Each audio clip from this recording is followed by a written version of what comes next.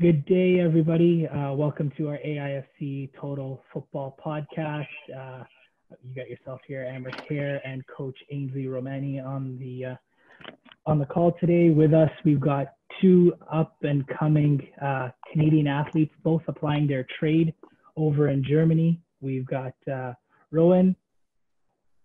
I'm gonna butcher the last name. Ainsley's gonna jump in. Fordyce Haluka.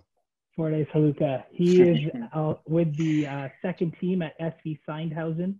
And we've also got Moises Corona, who's son of our colleague Manny, Coach Manny, who applies his trade with the second team at FC Kaiserslautern. Welcome to the show, boys. Hi, thanks for having me. No problem.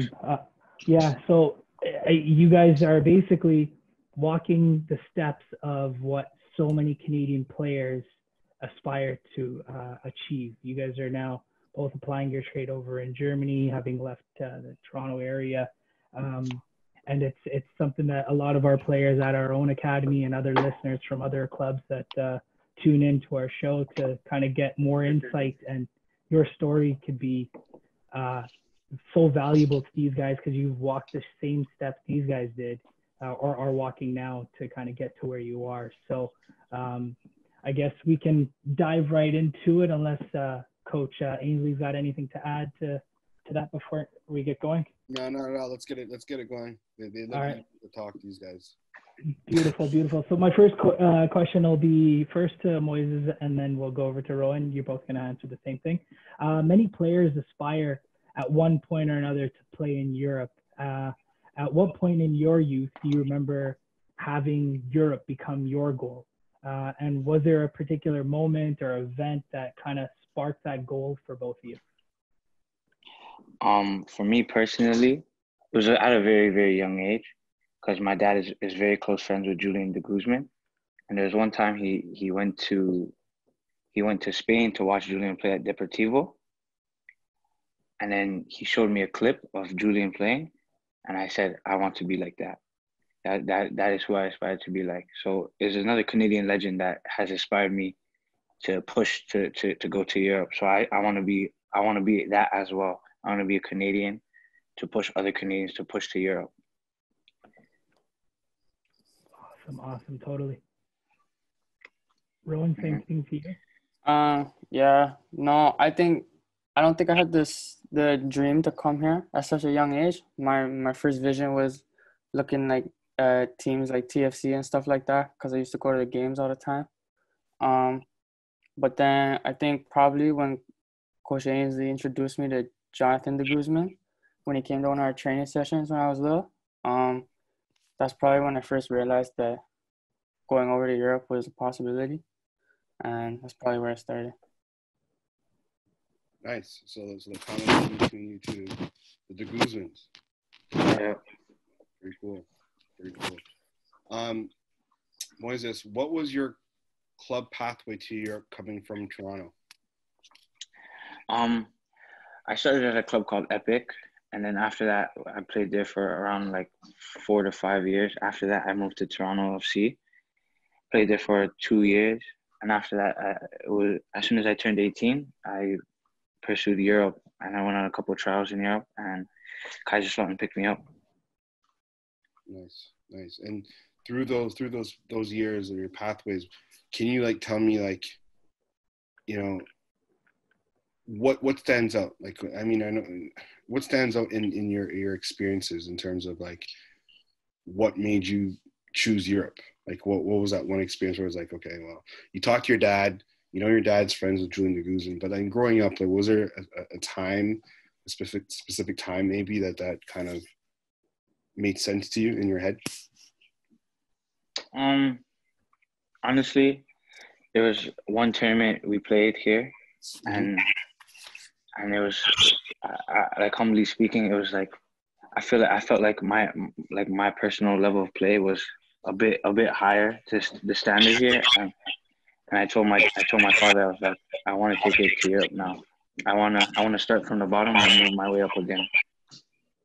Very good. What was your club pathway? Wow. I started off when I was younger playing like house league and like a community league, and then I moved to Toronto Blizzards, and I stayed there for a couple years until the head coach Jake, he left and started his own academy. And I stayed with you and all the other coaches until probably 3 or 4 years ago. When I moved over here after doing a bunch of trials throughout France and Germany and the Netherlands and stuff, and then I ended up here in Sandhausen. And for you the same, what was like the one or maybe the two moments where you felt like, okay, you know what? I'm ready for the next level during your youth career in Toronto. Well, I think playing at Toronto Skills, like it pushed me a lot because I feel like I excelled a lot quicker than most of the kids there. Like that's why I got pushed up to play with the older kids all the time, and I played League One when I was, I think, 15 or 16. And then yeah, I think once I hit the League One level, I realized that I could do something with it, and then that's when all the chances started coming out here, and I just decided to take one because I thought it would be a better opportunity for me to develop.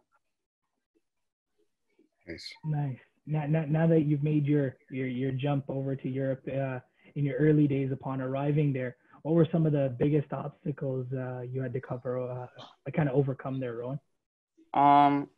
Well, I think obviously the culture here is really, I don't want to say strict, but is Germans are very like they're down to the point. They don't mess around.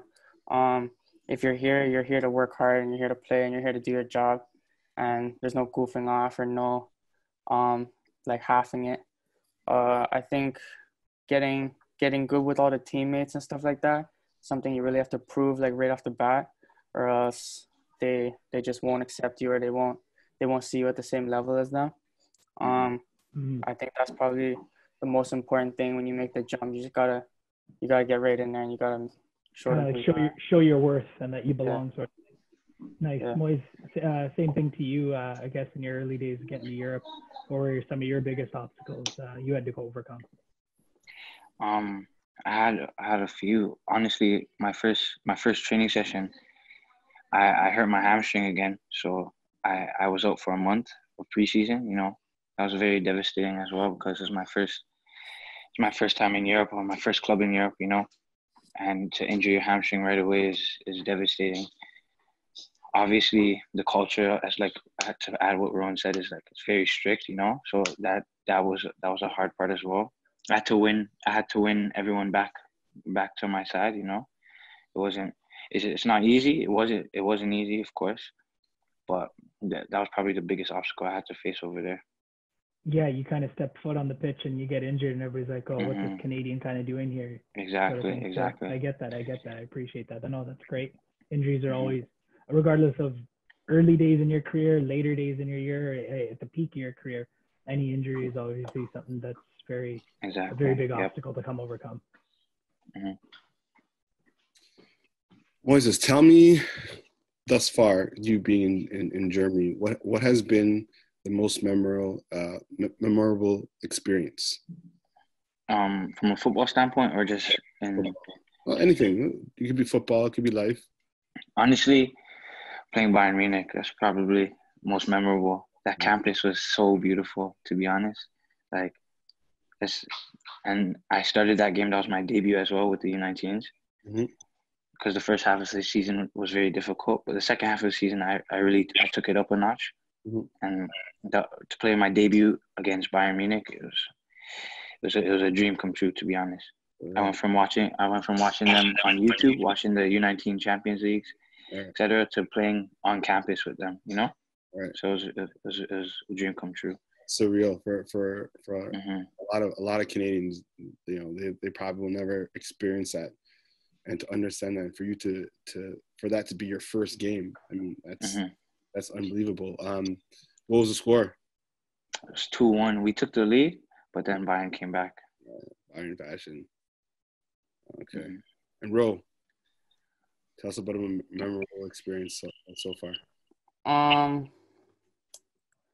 Okay, well, I've been here a little bit longer, so I probably, if I was to think about the top three, I'd probably say, um, my first friendly when I played with the actual under 17 team, like in my first actual game, was Mhm, against Hoffenheim. mhm. Um, I got an assist. I also missed a breakaway, but we ended up losing because they were a lot better than our team. But it was I can't remember what the score was, but it was good, and I think that's when I started to like really come in with my team, and that's when they realized that actually I had potential there. Um, Mhm. Also playing for the state team here, Baden-Württemberg. I remember all the Team Ontario tryouts and stuff I did back home, and I always got I always got rejected by them in the last picking stage, which always kind of killed my motive in Canada, and somewhat pushed me out here. So making the provincial team here was a really big achievement for me, in my opinion. And then this season was probably my best season ever. Like I finished top goal scorer in the league. Um, I my team finished, I think, third or fourth because of the corona. But like it was the top four teams. There was like maybe 5 point difference. Um, and yeah, I probably had my best game of the year, or probably I guess my best game ever this year in a Pokal quarterfinal. I scored 2 goals, got 1 assist, and we won 5-3 in extra time.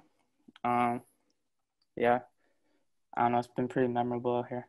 Very good, very good. And those are a memory that will live with both you guys, right? Like, Yeah, Of and course, you kind of have to use those memories to continue on your journey.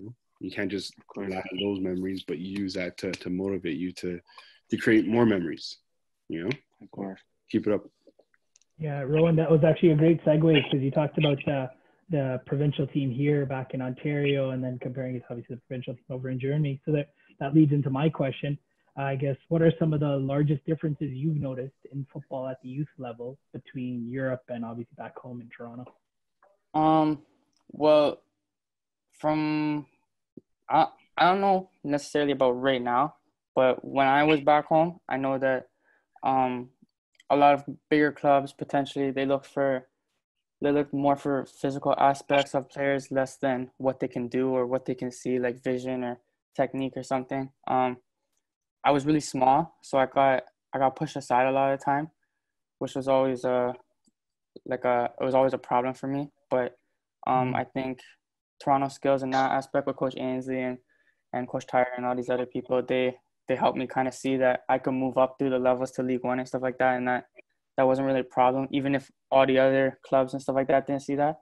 But out here, it's you see like players who are maybe 6 foot, 6'2", or like 5'5", and the only difference is the height. Like they play the exact same. They're just as effective on the field. Um, they maybe have different styles and stuff like that, but they're seen for what they can do and not for what they look like. And I think that's a big difference. Awesome. No, totally agree. Gone are the days of the cookie cutter mold. You're always looking for a set attribute for certain positions and stuff like that. Because even now, goalkeepers, I can say, need to be as good as a midfielder with the Yeah, ball at their feet, and everybody needs to be good in the air. So it's not just center backs; it's kind of all over the place. So yeah, that's one thing that you kind of noticed, or we've noticed as well, the days of changing of cookie cutter attributes and physical attributes, because people play with their minds, not obviously just based on yeah. their size and speed and stuff like that. So, boys, same thing with you. Kind of, what did you notice the largest difference between youth ball in Europe compared to back home? Um, to be honest, like Rowan said, I agree with, and also like the fitness aspect as well. Like you need to be fit, like very very fit. If you are not fit, like you will not play. Like here, you will see some 1, 2 players like on each team, not up to par with the fitness, like but they'll still get their minutes in. But over there, they are no joke. If you are not fit, you will not make that roster whatsoever. So that's probably one of the biggest things, especially with me, because I had to get my fitness back from being injured, you know. So like fitness is no joke over there to them. You know, you need to be able to run a full 90 if you want to play over there. Also, speed of play is very, very quick over there. You know, it's always 1-2 touch. You have more free roam sometimes, but obviously like the first thing in the head is like look for the first split pass. Like, you know, look for the first pass forward. They don't really like to go backwards. It's more laser sharp forward. That's what I've noticed. Totally. Yeah, like Coach Ainsley can say, like, we say it as a buzzword, passing for the sake of passing has become something that we've seen more here. Teams are just like, oh, they don't mind if you go right back to center back to the right back. Yeah. Like, you're not really penetrating and stuff like that. That's become something that's big here, where I can see it in just a professional game, and being at youth level, it would be the same way. You want your youth teams to play fast, quick, and get forward. So no, I appreciate that being a huge difference, and you got to mold into the first team, right? So that's how they play. That's how the kids got to play. Exactly. Rowan, talent aside, what steps did you take to help pave the way for a transition to playing football in Europe? So like, yeah, okay. So I think that for like a lot of people, like, okay, especially for Moises, I noticed that it might have been a little easier for me coming here because I came with my mom, and my two little brothers, they came over too, and they got the chance to play with Sandhausen and some other clubs here and stuff like that. I noticed that when Moises came, he came alone, which was definitely probably a lot harder. Yeah, I think that for the steps here that I took, being prepared is probably getting used to the situation and the environment. So the couple years before I came here, I did camps with Toronto Skills and stuff like that, where I got selected and then brought over here to train for a week or two, and then in France too. And then when I got called that Sandhausen was interested, they invited me over for a month. So like, to see how I would adjust and stuff like that. I think when teams do that, it's a lot more beneficial for the player, because maybe it's not a long time, but you get a month in to see what it's all about and like see how it's going to be, get a little like glimpse of how your life will change and stuff like that. And I think like when that happens, it's either like you like fall in love with it or you don't. And yeah, I think that's really important. It's cool how you say that. How quickly you need to adapt. I know I spent some time in Germany myself, and that was the biggest thing, is how quickly can you adapt to the culture? You know, to the German culture. You guys talk about Germans being fit. I mean, that's embedded in their DNA. And then if you want to be successful, that's something that you have to kind of wrap your mind around, like ASAP. Once you get off the plane, like, I need to be fit. You know, if I get injured, kind of like how Moises did, you know, I get fit. And that's part of the culture. Moises, tell me. It's okay. Tell me, talent aside, what steps did you take to help pave the way for your transition to playing football in Europe? Wait, sorry. Can you repeat that? My family's kind of loud over here. No worries, man. Talent aside, what steps did you take to help pave the way for a transition to playing football in Europe? Honestly, talent aside, I've always been more of a hard worker than a talent guy, because when I was younger, I was a very big guy. You know, I was a very round guy. So I've had to trim down from going from a big guy to pretty slim guy now. So it's always been hard work for me, especially with always being coach's son. Like Manny, he's my father, as everyone knows. I've always played alongside him, So, and I've always hated, like, my mentality is I've always hated, like, oh, he's getting blessed because he's the coach's son, et cetera, et cetera. So I've always been a work hard type of guy first, and then honestly, like, it just got to a point where I was like I think I'm ready for Europe, and that was that. At the end of the day, like, it wasn't just me, it wasn't just my father. It was a lot of people telling us, yo, I think you guys should take it to Europe. Yeah, sorry. Yeah, and like Ron said, I have plus I have no European blood, so it was once I hit the age of 18, it was like I have to be ready to go on the go right away. Nice. Nice. That's good, man. That's good. You have to, just focus and be ready, be prepared. Also, like the mental part as well is a big thing. Being mentally tough. You guys are walking into situations coming from Canada, and having to deal with kids who speak a different language, who live a different type of way, and coming from Toronto, that has to be difficult too, no? It was very difficult, of course. Luckily, like the people I met over there, they're very nice. Luckily, I know Rowan as well. Like we've linked up a couple of times to see each other, support each other. Like he's invited me over. I've always invite him over. It's good to have another brother down there. But of course, luckily, like the people where we were, like in our areas, they're very nice. We've made a lot of friends down there. They speak English as well, so it's good. And they can teach us both German, so it's good. Dude, that's huge. Yeah. Yeah. And then I guess this leads into, Rowan, you touched on it a bit. Obviously, your differences between the two of you, was you come in on your own, and then Rowan, you come in with your mother and younger brothers and stuff like that. But it's not easy, regardless of both your situations, to leave your normal comfort zone of day to day, the same friends at school, your teammates, and all that sort of stuff, to kind of embrace a new culture alone. So I guess, what is it like living away from home, and how do you think it's helping you grow into young men now? Moise, I'll ask that one to you first. Sorry. Me? Okay. Yeah. It's at first it was very difficult. I'm very family orientated, so I love my family more than anything. But at the end of the day, it's like I had to chase my dream, and we all understood that. So we were all on the same page within that.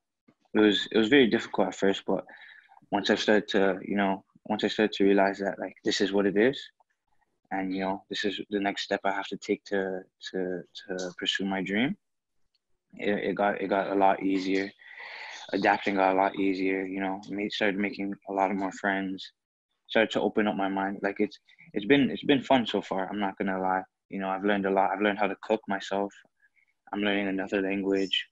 I'm learning a different Hold on. What are you cooking? I make, I don't know. I make pasta, beef, chicken, rice, all of that. So wait, you make beef? Yeah, I make beef, like beef stew or something. Beef stew. Oh, I thought you said you make beef. He's not a butcher. No. Beef stew. Yeah. But nice. Yeah, I've learned how to cook a lot. Some of my friends down there have taught me what to make. Like, or how to embrace the culture more. So it's been very fun and mind opening. Nice. And same thing with you, Rowan. Like, I guess, how is this all helping you become a man now? Well, I think like moving here, like I had to make a whole bunch of decisions at a young age. Like a lot of my decisions were made by Jonathan de Guzman and Ainsley and Julian de Guzman, because I moved over in grade 10, so I didn't finish high school yet.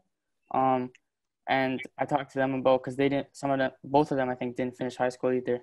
And so you're about 15 then, sorry, right, Rowan? Yeah. Nice. Yeah, and they told me that the one thing that they do regret is not finishing high school. They felt like they weren't uneducated, but they were missing something that everyone else had. So I started international school here, and I finished my last 2 years, and I ended up getting my IB diploma, which apparently I heard is very useful. Yeah. But I don't know if I'm gonna use that anytime soon. But yeah, I think that was a good decision that I made, and I'm happy with. I've also I didn't really stop going to school. I kind of enrolled in a German course to kind of get certified, so I have the possibility of getting German citizenship if I wanted it, which I don't know if I do yet or not. But yeah, I think that there's a lot of life decisions when you travel, and I think that here versus home, if you stay at home, you have a little bit more time to adjust and go through the same process as everyone else. I think that with me and Moises, when we come over here, it's kind of like we like jump forward ahead of everyone. So there's a whole bunch of like you said, learning how to cook, learning how to do laundry, learning how to take care of yourself almost, as well as doing the training every day, making sure you're fit, making sure you get all your things that you need to get done. I think there's just a lot more responsibility and juggling that you have to be able to do, and I feel like it prepares you well. Mm-hmm. That's good, man. Those are, like you said, those are like life skills that you're gonna have to know at some point. So sooner or later isn't necessarily a bad thing. So Moises, for players, the younger players that look up to you, what advice would you have for a younger player looking to follow the same path in playing away from home?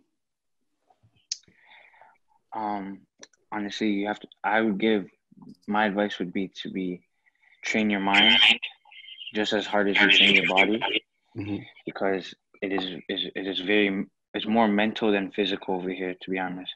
If I'm being real, there's going to be times where you miss your family. There's going to be times where you want to go home, but it's more of a mental aspect where you have to train your mind this is what you want, you know. Like Rowan said earlier, like it's you fall in love with it or you don't. Of course. So I would say train your mind, and you know, obviously train your body as well. But to me it's more of a mental aspect than anything else. Yeah, the great Julian de Guzman told me when I was playing in Germany, he said, "This game is 90% mental, 10% skill." Exactly. That's something that I too carried with me when I was there. Was always trying to work on my mind. You know, your mind plays some serious tricks on you where you doubt yourself, or you may try to convince yourself that the situation isn't for you. But in hindsight, you know, the situation is probably the best for you because it really pushed you beyond your limits. And I think in these two situations with yourself and for Rowan, you're seeing that. Right, you're seeing you being living not in Canada, you know, in a foreign land, foreign country. You don't know anyone, pushing yourself, you know, to limits that will, in one way, shape, or form, help you become better young men, better positive men of society. So, which is great. Rowan, exactly. What about you? Can you repeat the question, please? What advice would you have for a young player looking to follow the same path? I think like I do agree with Moises. I think that the mentality and the mental strength is definitely the number one thing you need here, because with having skill and having fitness and strength and all that stuff, none of that helps you if you can't stay mentally strong, you know. Like if you get on the pitch and your head's like back home, or your head's thinking about something else, then you're never going to perform as well as everyone else. I think that, to be honest, the best advice you could give someone who's younger is just to make sure that when you pick this game and stuff like that, you know what you're getting yourself into. I think that a lot of people enjoy playing soccer or football or for fun. I think that's a great thing, but a lot of people don't see what happens behind like the games on TV and all that. They don't see how much work gets put into it every day and how much you have to lose or at least leave behind for a little bit before you get it all back. I think obviously staying fit and making sure you're on top of your skills and your touches and all that is very important, but at the end of the day, none of that matters if you're not mentally strong.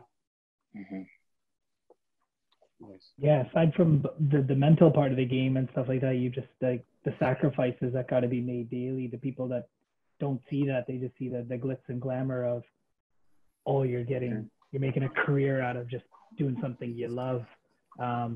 It's huge to kind of let people know that there's a lot of things, there's a lot of birthday parties, a lot of things that you gotta forego to kind of achieve these dreams, right? It's not just, oh, it's okay, I'll do it later, or I'll miss today, because miss today snowballs into missing tomorrow, missing the next day, and now you're days and days behind your dream, right? So I guess what are some of the things you do to make sure you always stand out, or always continuously improve both in training and games? I'll ask Rowan that one first.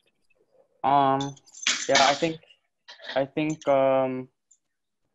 well, at first when I came here, I just thought that being the fittest player on the field will determine whether you could play or not. Because at the end of the day, if you're outrunning everyone and you're putting in more challenges and more tackles and making more runs, you should stand out more. Jonathan, I talked to Jonathan when he first came here too, and he told me about how he wasn't ever maybe the technically or the most skillful player on the field. He was never the best like that, but he was always the person who was coming in and hitting people hard. He was working hard all the time. He was constantly making sure he was like 100% fit. He didn't want any injuries. I think his main point to me was be consistent. Consistency is key. When you're in training, always give 100% until the training's over, and then do it all again tomorrow. Yeah, I think the most important thing is work hard and make sure you don't lose the love for the game, because if you lose the love for the game, then like, what are you working for? Right. Yeah, you're bang on. Yeah, if you don't have the love for the game, that's your end goal, right? That's the reason you're chasing the dream. So same thing with you, Moise. What do you kind of do to continuously stand out and continue to improve both in games and training? I just usually, because I was with the U21s or U23s earlier this year as well. You know, I was training with both. So most of the times I would ask to do a double. You know, like I would ask to train with the U19s, because the U19s train at like 5 or 6, and the U23s would train at 8 or 9 in the morning. So I'd usually ask to do a double. You know, sometimes the U23s would train 2 times. Sometimes I'd ask to do a third. You know, it's, especially as a Canadian, it's sacrifices you have to push. You know, you have to keep knocking on that door, keep banging on that door to really chase that dream you want. You know, I also like, I got a gym membership over there. That's one of the first things I did. You know, and I let them know I have a gym membership as well. So whenever there's off work, like, you know, whenever we have off days, they could tell me what to do. You know, I could go to the gym, regen, work. You know, so, you know, I think it's more of, you just have to keep pushing and knocking on the door. No matter how annoying you feel you are, like, that's one thing you need to do. You have to let them know you want this just as bad as any other German out there. Like, say you're in England, just as any other English player out there, you know. This goes for all of Europe, anywhere, to be honest, in life. You got to let them know you want it just as bad as they do, or more than they do, you know? Very good. So that brings us to our final question, boys. And it's something that I think you guys could definitely lend a voice to for our younger generation. What advice would you give the young Canadian talent who aspire to be where you are? What would be the number one trait you think that they would have that they would need to get there? I'll start with you, Moises. Like I touched on earlier, mentally, of course. But you have to chase your dream. You have to want this more than anything. And you have to want it more than anything. Like previously, like Rowan said, like, there's a lot of sacrifices you make. Like for example, when I left Canada, my baby sister didn't speak a word of English, you know. And a couple months in, like, she's speaking to me fluently in English, you know. Like, it's sacrifices. I've missed her first words, you know. I missed her birthday. I've missed my grandparents' birthdays. So that's why I'm very keen on the mentality part of it. My father's trained me mentally from a young age, you know.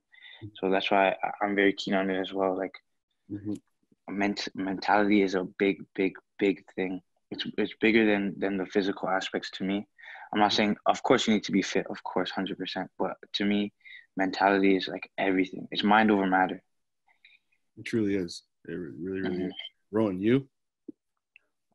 Yeah, I do agree with that. I think the mentality is I think if you're looking at a point of like what's the most important features you need here, I think mentality is definitely one.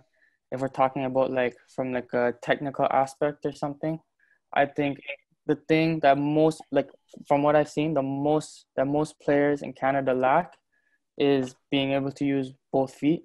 Mhm. I think that I think that even here a lot of players, they cannot use both feet. You see like someone coming in and scoring like an amazing goal with their right foot, but then as soon as the ball gets passed to their left foot, they don't know what to do. It's like they never played the game before. I remember we trained a lot with that when I was younger and stuff like that. So I think that being able to use both feet, I feel like, in my opinion, it makes you 50% better than everyone else. I think that if someone can only use one foot, they're missing half. They're missing half the game. They can't.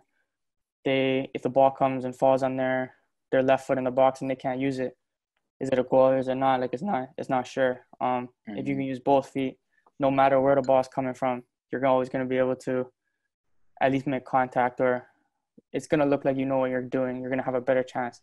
I think that's, when it comes to the technical point of view, that's probably the most important thing. Nice.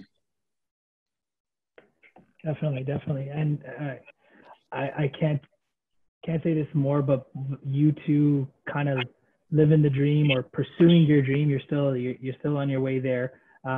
Making that big step from leaving home and your comforts is very inspiring to us who Moise know your father really well, a colleague of ours, and Rowan, your previous coaches, Ainsley and stuff like that, are so proud of you. And there's a generation behind you that are wanting to just learn from your message that you just shared with everybody, and the points you made of how that happened and what you had to do for it is invaluable to our academy players and those that listen in, and even to parents that are listening in and just kind of always saying, every parent comes up to us as coaches, my kid's the next Messi. Well, I don't think there's going to be ever a next Messi, but I hope your kid is the next whoever his name is or her name is, right? So exactly. That's always kind of what we want. And you being two Canadians, kind of furthermore, we've talked to guys like Atiba and Jonathan and Julian and Dwayne De Rosario and other greats that bear the red and white flag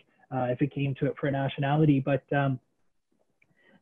sharing that to let people know on a global scale, we as Canadians can get over there and make an impact and continue paving a way and trailblazing for the guys behind you is very, very commendable. So I know both of you guys got busy schedules, even though the leagues have come up again and coronavirus is kind of still in the forefront of everybody. And as these leagues slowly come back to life, you've got schooling and stuff and education you guys are doing to better yourselves.